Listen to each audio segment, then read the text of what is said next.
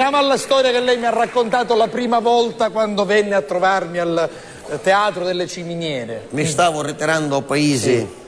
Era di sera tarduna, nemmeno potevano essere i 7 e mezza, sì. Non mi ricordo, forse mancare l'8. Ma scusi, tarduni, 7 e mezza alle 8, non è tardi? Paese. Che vita fate al paese? Allora, sono paesi, c'è una lampadina ogni 200 metri a giornata.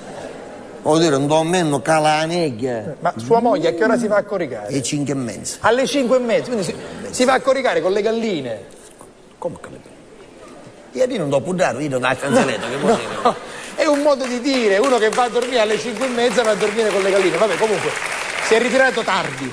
Mi stava ritirando a paese, sì. Signora Rosa, avevo un motorino, io tanto ancora la macchina non ce l'avevo, perché ora mi passo scarso, mi chiamatano proprio... Con un motorino, motom, un motorino che era abbiato sopra il motorino, la panza in serbatoio, il culo in da sella, stai camminando, camminava 40-42 km l'ora, sì, non mi ricordo, sì. Niente curve mi stoccava tutto, signora Rosa, col ginocchio mi sfiorava in terra, sì. Io sembra così, è stato. Lei proprio come i piloti della MotoGP. Che aveva arrivato dall'ultima curva, non è una curva pericolosa che c'è un paese, sì. Il nostro stradone, l'ultima curva poi c'è un rettifilo che chiama paese, che questa curva è talmente pericolosa che noi l'abbiamo battezzata sta curva. Dopo te voglio io, dopo te voglio. Se la curva è talmente pericolosa e succedono purtroppo tanti e tali incidenti che voi l'avete chiamata? Dopo te voglio io, dopo te voglio. Allora se mi curvo tutto, ci dico, sono entrato su 2 ruote, con 2 ruote. Senta, scusi, io non la voglio interrompere, però lei mi costringe a farlo. Su quante ruote è entrato? Su 2 ruote. E la motocicletta quante ruote ha? A chi la macchina? Appunto, con la macchina con 2 su 4. 2 ruote. 2 ruote. Appena faccio sta curva, che io di chi mi stocco che faccio la curva, appena finisce la curva mi metto dritto.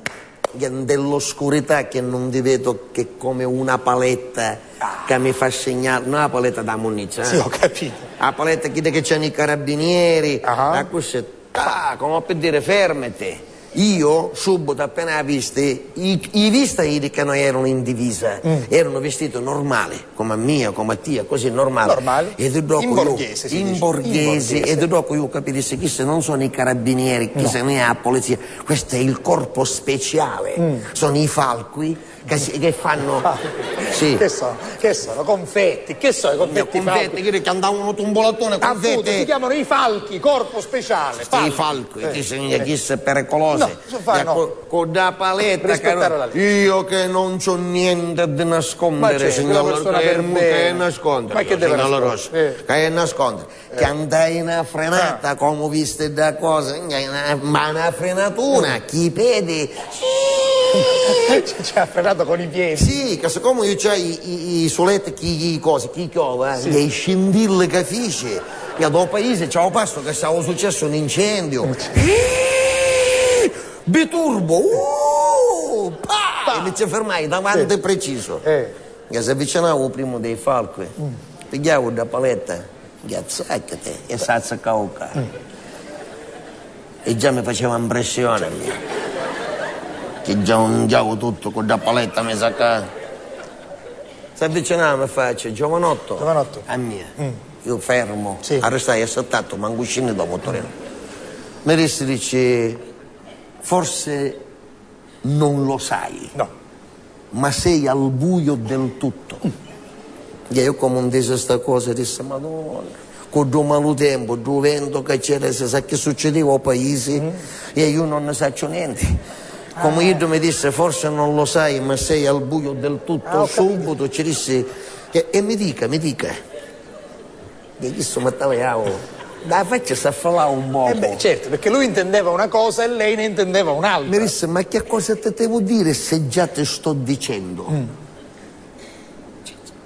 Io un po' come cominciai a scandare, no? Educati, e mi dica. Ci te sto dicendo che sei al buio del tutto. E a cosette tema. Al buio del tutto. Sì. Che c'è a dire? Non lo so. Ci disse, e mi dica. A sto punto, viste una mano di dietro di lui, di un che spostavo così come per dire, levate che con st'armale ci parlo io. E l'armale era sempre lei. E se presentava un secondo falco, signor La Rosa, una panza tanta. Va bene, era più voluminosa. La camisa sbottonata di qua fino a qua, modello l'ombelico tanto, modello Rosa di Maggio sbocciata, così. Un pilo, un dopetto, un pilo, che pare che hai capito, per sbaglio c'è uno cresciuto qua. Un uomo corpulento. Completamente tignoso, completo, e due ricchi, che pare che aveva due cutulette beccate qua che ci prendeva. Brutto da faccia, brutto. Un uomo corpulento, corpulento, va bene. Questo si avvicina, io sempre assettato. La caloria che io stavo sprigionando, ma che la benzina stava, un feto da benzina era a Parigi. Questo si avvicinava e mi disse, giovanotto, ti ha detto il mio collega, e ti ripeto io per l'ultima volta, a mia l'ultima volta mi sappa di Camposanto. Sì, proprio l'ultima in assoluto. Ti ha detto il mio collega, ti ripeto io per l'ultima volta, che tu sei al buio del tutto. Che cosa ci dovevo dire? Io non capivo, mi fece bello la faccia, pulito, l'occhio appamminata, e con una vocetta angelica, gentile, un sorriso. Ci disse, e mi dica. No. Che come ci disse così. Ora, Questo pigliava un stuito. Questo dito. Aveva agnito che pareva una carota di mezzo chilo. Se era corpulento tutto, anche nelle dita. Io vedo che le disgrazie dei cristiani mi fanno ridere. Un piacere. Pigliavo un stuito, mi mise sotto naso e me ne inficcavo 3 centimetri. Assai. 3 centimetri sono tanti, 3 centimetri da sto portuso durato così. E costruito un feccato un do portuso do naso, mi sollevavo 20 centimetri da sella do motorino. Mi sa un dall'aria. E la cosa che mi impressionava, sapete quale fu? Coito mi fecavo un questo portuso, io usavo, mi diceva dall'altro. E certo, per il principio dei vasi comunicanti, no? Questo dito faceva il danno e il sangue usciva dall'altro lato. Mi disse, ti ho detto e ti ripeto, e ringrazio un Signore che ancora si vive. Guarda che sei al buio del tutto. Italiano l'aveva così vicino, io La Rosa. Mi scandava a dire, mi chiedeva capotto niente.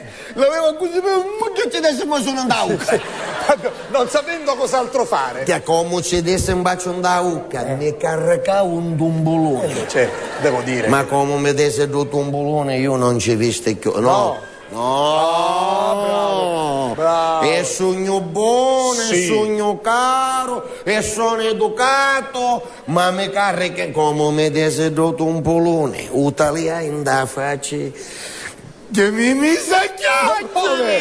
Io mi aspettavo una reazione vibrante, forte, energica, si è messa a piangere. A piangere che ci dice mancare pera. Mi disse, a cuccia, non fare così, mi disse che non c'è stato niente. Io come non c'è stato niente? La faccia ce l'avevo ungiata tanto. Mi disse, alla mezz'ora che ti sto spiegando che sei al buio del tutto con le luci del motorino. Ma certo che voleva dire E tu sempre questo. mi dice, mi dica, quante volte te lo devo dire? Allora dopo punto ci sapi le luci. Ci disse, ma io lo sapevo. Ci sapevi. Ci disse, sì, perché sto motorino luce non ha avuto mai. Era della buonanima di mio padre, l'ho tenuto in troppo raro per tanto tempo, ora pensai che è una bella comunità e me l'ho preso. Avanti, scendiamo, documenti, libretto e patente. Se non hai. Ma come? Io chi giravo i numeri della targa tutti scoloruti. Mi disse, giovanotto, ora tu che io sono un padre di famiglia, se ti vuoi mettere nei miei panni, con sto motorino, senza luci, senza documenti, senza patente, la targa che non si vede, sto motorino stasera come la mettere come la ma mettere? Giusto, domanda giusta. Come vuole mettere? La ma appoggiare un muro che ci manca magari un cavalletto. Ma no, ma non è possibile. Ma insomma, ma lei è un uomo che Cioè, veramente... può fare pena, signora Rosa, e mi hanno lasciato andare. Ma certo...